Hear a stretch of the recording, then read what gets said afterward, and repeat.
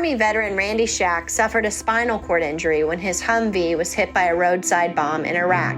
Back home in Texas, the severity of his condition worsened, and Randy found himself in a wheelchair. For 10 years, he hid himself away. He even fell victim to alcoholism, until golf gave him fresh motivation.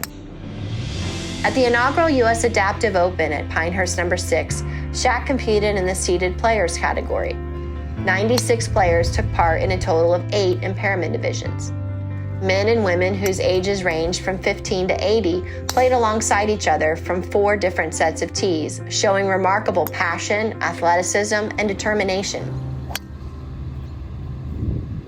30-year-old Brandon Canisi was born without hands and plays with self-designed custom clubs that allow him to anchor under his lead arm.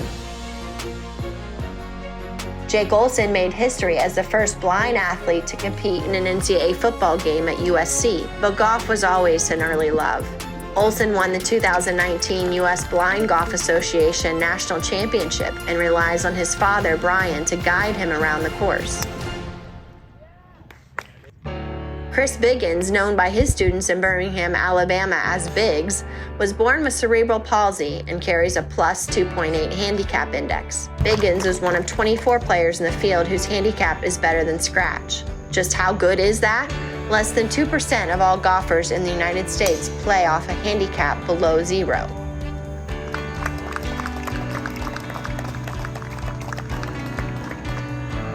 Jordan Thomas is a below-the-knee amputee due to a boating accident at age 16. Thomas began a foundation while he was in the hospital that provides prosthetic devices for children. His handicap index is plus 1.6. 72-year-old Dennis Walters had hopes of competing on the PGA Tour until a golf cart accident in his 20s left him paralyzed from the waist down. Walters began putting on trick shot clinics from a cart not long after the accident and has given more than 3,000 around the world. When the U.S. Adaptive Open was first announced, Walters wanted to make sure that his service dog, Gussie, short for Augusta, could be with him on the golf course. Gussie was one of 2 service dogs in the field. Walters won the seeded players division and said this event could end up being the most impactful championship in golf history.